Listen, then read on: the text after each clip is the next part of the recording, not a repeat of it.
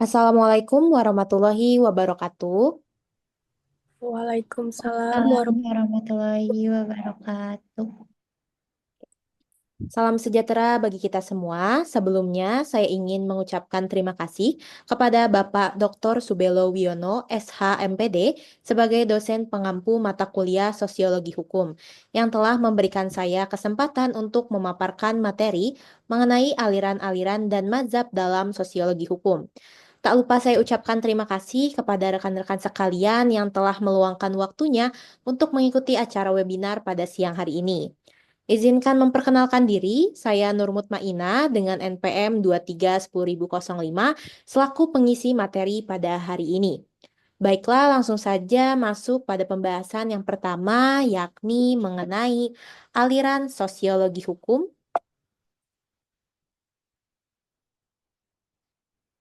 Oke, teman-teman perlu diketahui bahwa aliran sosiologi hukum pada dasarnya terdapat dua jenis. Yang pertama adalah aliran positif.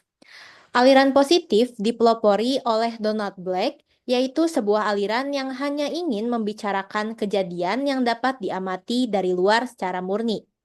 Aliran positif tidak mau memasukkan hal yang tidak dapat diamati dari luar, seperti nilai dan tujuan. Adapun faktor yang menjadi latar belakang tumbuhnya sosiologi dalam aliran positivisme, yaitu yang pertama, semua pengetahuan harus didasarkan atas pengamatan empiris, baik itu alam, manusia, dan juga masyarakat. Yang kedua, pengamatan harus diberi nilai tinggi dari suatu gagasan. Donald Black berpendapat bahwa sosiologi hukum hanya berurusan dengan fakta yang dapat diamati dan tidak memikirkan tentang adanya tujuan hukum, maksud hukum, dan nilai hukum, sehingga hukum adalah apa yang kita lihat dan terjadi dalam masyarakat. Selanjutnya adalah mengenai aliran normatif. Aliran normatif dipelopori oleh Philip Selznick, Jerome Skolnick, Philip Nonet, dan juga Charlin. Menurut aliran normatif, hukum bukan hanya fakta yang diamati, melainkan juga suatu institusi nilai. Sebagai institusi, hukum bekerja untuk mengekspresikan nilai tersebut dalam masyarakat. Maka, landasan yang hakiki bagi kehadiran hukum dalam masyarakat menjadi hilang jika hukum tidak dilihat sebagai institusi. Berdasarkan aliran normatif, para ahli berpendapat bahwa ilmu hukum dan sosiologi memiliki keterkaitan yang sangat erat. Sehingga jika ilmu sosiologi mengabaikan aspek normatif dari hukum, maka hal tersebut dapat disamakan dengan falsafah hukum buta terhadap analisis ide normatif. Selanjutnya mengenai mazhab yang mempengaruhi terbentuknya sosiologi hukum. Sosiologi hukum, selain dipengaruhi oleh dua aliran tadi, juga dipengaruhi oleh beberapa mazhab yang dijelaskan sebagai berikut. Yang pertama adalah mazhab atau aliran hukum alam. Menurut Friedman, aliran ini timbul karena kegagalan umat manusia dalam mencari keadilan yang absolut. Hukum alam di sini dipandang sebagai hukum yang berlaku secara universal dan juga abadi. Hukum alam dapat dibedakan dalam dua jenis, yaitu yang pertama, aliran hukum alam irasional. Aristoteles dan juga Thomas Aquinas berpendapat bahwa hukum yang berlaku universal dan abadi itu bersumber dari Tuhan secara langsung. Yang kedua, aliran hukum alam rasional. Hugo Grotius berpendapat bahwa sumber hukum yang universal dan abadi itulah adalah rasio manusia. Selanjutnya mengenai mazhab formalistis.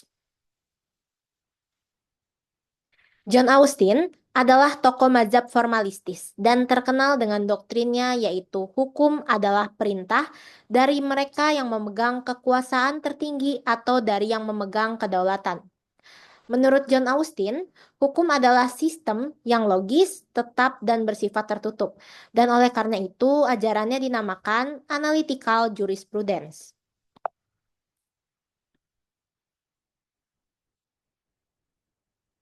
Tokoh lain dalam mazhab formalistis adalah Hans Kelsen dengan teorinya adalah Stufenbau atau teori pertanggaan. Berasal unsur sosiologis berarti bahwa ajaran Hans Kelsen tidak memberikan kawasan bagi aturan norma yang hayati dan berkembang di dalam rakyat. Ajaran Kelsen memandang hukum menjadi solen yuridis semata-mata yang sama sekali terlepas asal dan sein, kenyataan sosial. Ajaran Stephen Theory beropini bahwa suatu sistem hukum adalah suatu hierarki, aturan di mana suatu aturan tertentu bersumber pada ketentuan aturan lainnya yang lebih tinggi. Selanjutnya, mengenai mazhab sejarah dan kebudayaan. Mazhab sejarah dan kebudayaan menekankan bahwa hukum hanya dapat dimengerti dengan cara menelaah segi sejarah dan kebudayaan, di mana hukum tersebut timbul. Friedrich Karl von Savigny yang dianggap sebagai pemuka ilmu sejarah hukum yang adalah pelopor mazhab ini. Menurut Savigny, hukum adalah perwujudan dari kesadaran hukum masyarakat dan semua hukum berasal dari adat istiadat serta kepercayaan, bukan dari pembentuk undang-undang.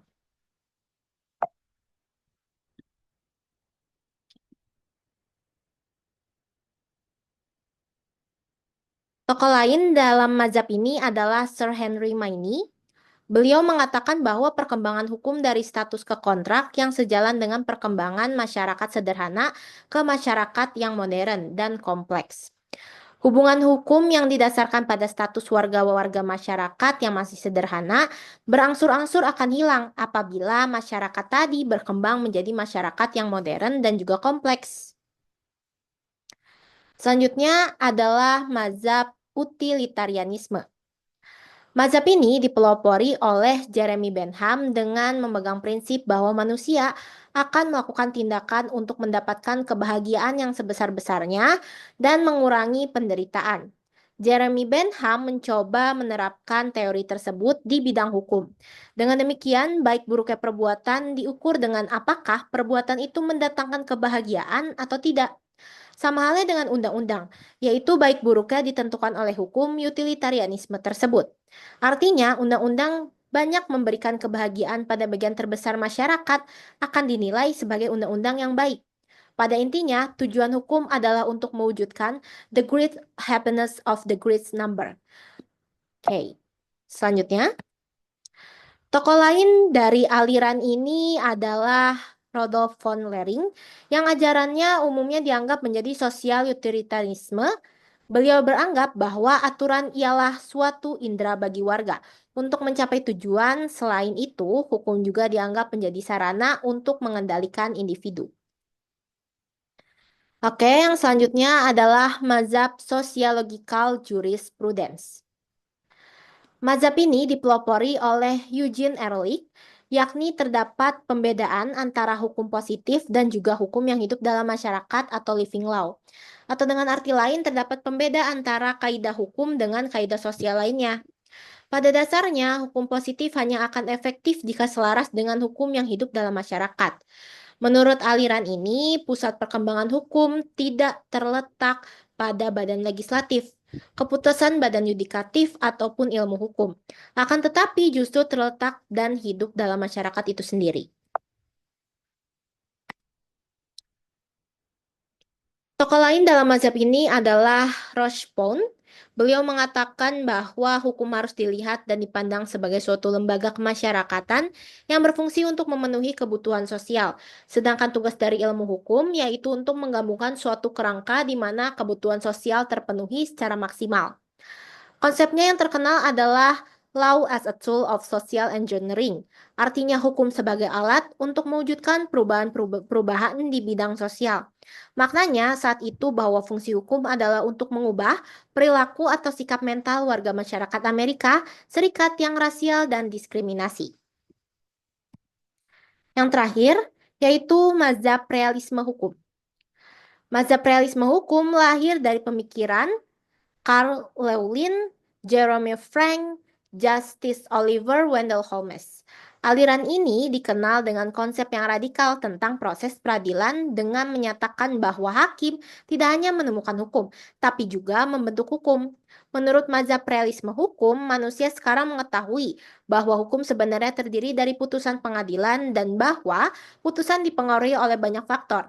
Selain kaidah hukum yang berlaku dapat mempengaruhi putusan hakim, terdapat juga prasangka politik, ekonomi, serta moral yang menentukan putusan hakim. Pada intinya, keputusan pengadilan dan doktrin hukum selalu dapat dikembangkan untuk menunjang perkembangan hukum. Keputusan pengadilan biasanya dibuat atas dasar pandangan hakim yang bersangkutan mengenai keadilan yang dirasionalisasikan ke dalam pendapat tertulis.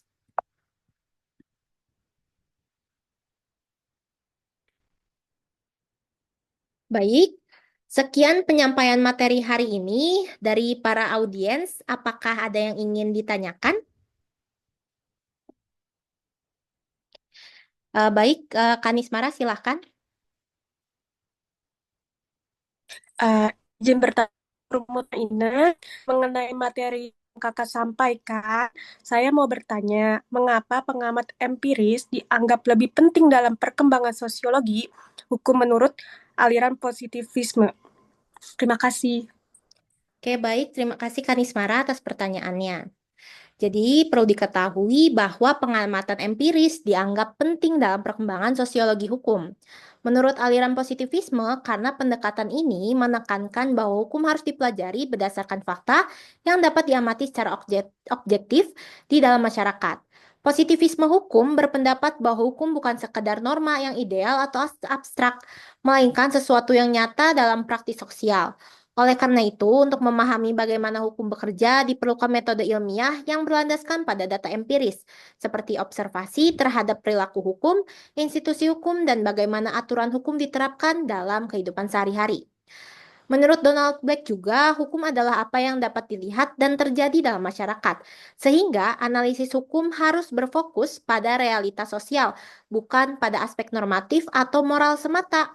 Dengan pendekatan ini, sosiologi hukum dapat mengungkapkan hubungan antara hukum dan struktur sosial, termasuk bagaimana hukum dipengaruhi oleh faktor sosial seperti ekonomi, politik, budaya, dan pendekatan empiris juga membantu dalam mengevaluasi efektivitas hukum dalam mengatur masyarakat serta mengidentifikasi kesenjangan antara hukum yang tertulis dan praktik hukum yang sebenarnya. Seperti itu, Kanismara, jawaban dari saya. Apakah jelas? Baik, Kak Nur Mutmaina, saya sudah paham. Terima kasih atas penjelasannya. Baik, terima kasih Kanismara. Baiklah, terima kasih atas perhatiannya eh, untuk hari ini mengenai materi aliran-aliran dan juga mazhab dalam sosiologi hukum. Terima kasih, saya ucapkan Assalamualaikum warahmatullahi wabarakatuh.